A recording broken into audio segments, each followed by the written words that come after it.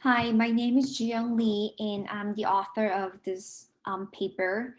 And I'm here to present our paper called Digital Inequality Through the Lens of Self-Disclosure.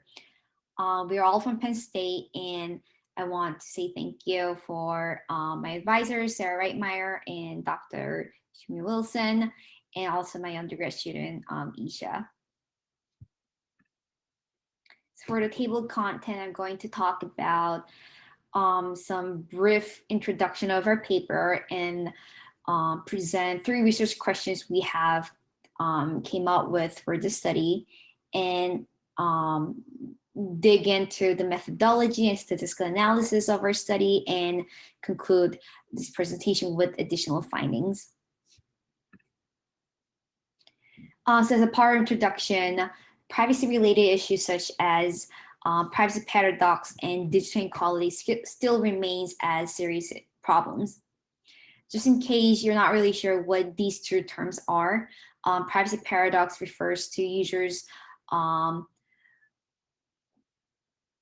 contradicting privacy attitude and their actual behavior. So for instance, if user says they're worried about their privacy threats, but they actually disclose more than they usually do, this problem can really lead to huge privacy threats to the users because they're not really certain what they're doing despite their worries. And speaking of the digital inequality, it refers to the disparities in knowledge and ability of using digital technologies among individuals. So for instance, those who have more resources, such as those who have higher income or higher education level, tend to have less difficulties in managing their privacy settings. Meanwhile, those who belong to low SES users have trouble understanding what the privacy settings are to adequately protect their personal information, even if they are aware of the potential privacy threats. And this has been highlighted in the previous literature that has inspired us to look into this kind of problems. Not surprisingly, groups of people from different cultural and religious backgrounds possess unique privacy habits, beliefs, or concerns, but we believe it is very critical to bridge that differences, the gap that kind of block some other users from protecting themselves from the potential privacy harms. Hence, we propose three different research questions to identify the relationship between social demographic factors of Twitter users and their online privacy behaviors.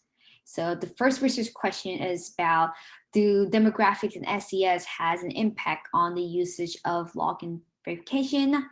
And the second research question is whether do demographic and SES has an impact on the user's self-disclosing behaviors. And last but not least, do users' self-disclosure topics vary across demographics and SES?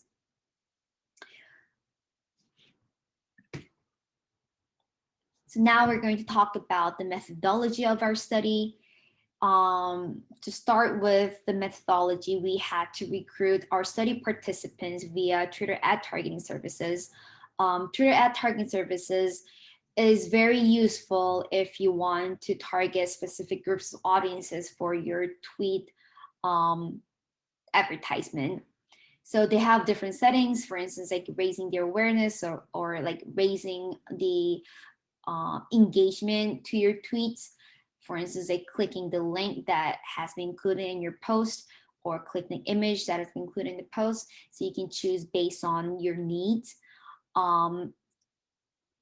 Yeah, so using that feature, we collected their Twitter handles in addition to demographic information, including gender, age, race and ethnicity, location, education level, and income information via the first part of our survey, which was included in the example of our post in the right-hand side. Among 1,200 participants, 125 users were determined to be eligible to move forward given our hidden criteria. Speaking of the hidden criteria, the reason we impose these criteria is to make sure the users that are participating in our survey is actually an active Twitter users who could represent the overall population of Twitter. For instance, those people who didn't have their account for more than 1 month or who didn't post tweets, at least like 10 tweets in the last month were excluded in our survey because we decided those people are not eligible to represent the active Twitter users. Therefore, 110 users have completed all surveys with valid Twitter handles who met the hidden criteria as well. Secondly, we have to distribute our surveys, other part of the surveys, to include more information about the authors. So for the entry survey, we mainly ask about their occupation information because we consider this information could be the key to determine the socio-economic status of the users apart from the income level. So we decided to separate these questions into the entry survey. And as a part of the exit survey, we wanted to see what kind of posts they have deleted during the study period and whether if they use the login and verification setting, which is more related to two-way authentication settings that are normally known in other websites. And also we asked if they recall sharing any of the followings, such as the person information types, to compare their recollection and their actual behaviors in the later part of the study. At the same time, we decided to collect their real-time tweets so that we could look into what they're actually posting apart from their self-reported answers. So participants' real-time tweets were collected at a single time point exactly 1 month after the entry survey completion, and metadata for each tweet, including profile description, hashtags, favorite counts, and retweet counts were also collected. In total, we had 21,068 public tweets, but we narrowed it down to 15,727 tweets for our analysis because these were actually posted by the users as they were non-retweets. Last but not least, we wanted to make sure what kind of content they were sharing in their post. So we manually annotated the person information types for each post. So as I have mentioned earlier, we had more than 15,000 posts, and for us, it is impossible to label all of them without getting the help from like the automated detection method. Hence, we just narrow it down to those posts that are original, which is equivalent to non-retweets, and those tweets that contain the first person pronouns such as I, mine, me, mine, us, ours, and so forth, which narrowed down to like 6,962 tweets in total. And we manually label them by going through each post deliberately. If one post contained more than one of the information, we consider that as like a multi-label. So we just check all of the followings, and those tweets that contain any of the categories were labeled as the post with no self-disclosing information. As a part of the statistical analysis to answer the research questions, we had several independent variables, including income, gender, age, education level, race and ethnicity, and occupation, which were closely related to the user's socio-demographic information. And for the dependent variables, all of them differ based on the research question. And for the first research question, the use of login verification setting, which could be answered either yes, no, or I don't know, were collected from the survey. And for the research question 2, we calculated and quantified the amount of self-disclosure for each user by calculating the average percentage of self-disclosing tweets for each user based on the collected tweets. And lastly, for the research question 3, is pretty similar to the research question 2, but we did it for each personal information category and ran statistical analysis for each category. Yeah, so now I'm going to talk about the results of our analysis. So for the research question 1, we performed a chi-square test and logistic regression, and results indicated that none of the socio-demographic variable was associated with the use of login verification setting, which was pretty interesting because previous findings have mentioned that gender or age differences were witnessed. But in our case, we did not witness any of those differences. However, for the research question 2, we performed linear regression model. We found that gender and education variables were identified as statistically significant predictors, meaning participants who are men were less associated with online self-disclosure by 11.5% than female participants, and those who are in a college diploma were 14.4% less likely to share their personal information online compared to those with less than high school diploma or equivalent. The overall findings suggested that those who belong to low socio-demographic groups tend to disclose more. However, it cannot be just guarantee for all of the other social demographic variables. We only found the differences in gender and education level. And for research question 3, we ran different types of one-way ANOVA for each personal information category.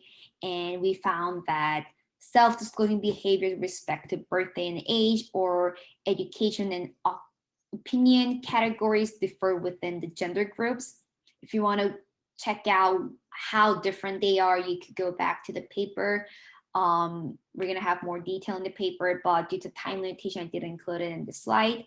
And for the second finding, disclosures of birthday and age were significantly correlated with the level of education.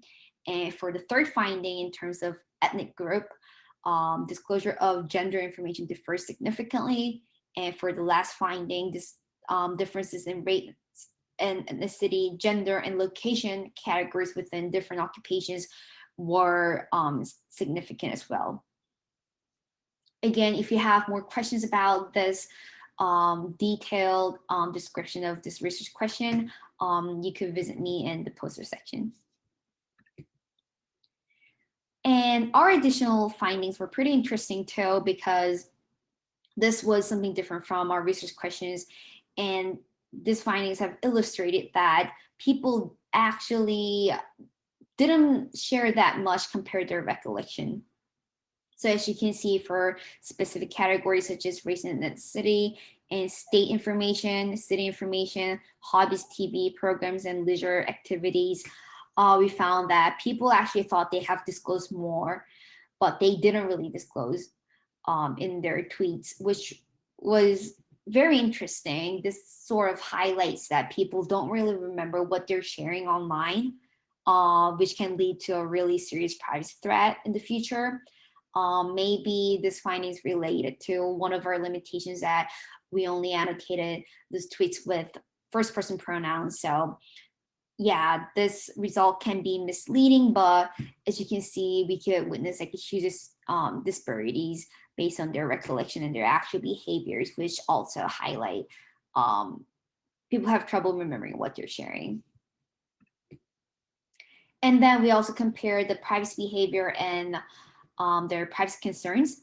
The self-reported use of login verification settings among our study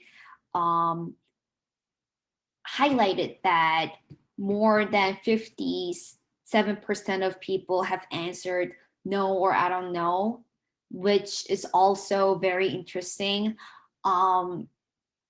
Yeah, so even if majority of people said they're worried about their account security, they don't really know what kind of setting they were using, in fact, because a lot of people have said they're not using it and they don't really know whether if they're using it. So maybe alarming them about their settings could be very beneficial in the future work. We also found no correlation between your self-disclosure and the use of login verification options, which sort of highlight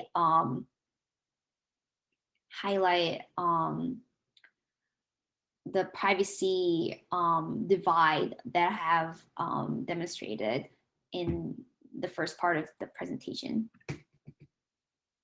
So as a part of the conclusion, we want to point out that on the contrary to our expected results, their login verification usage does not differ, and not all socio-demographic predictors contribute to differences in self-disclosing behaviors. Only gender and education level did.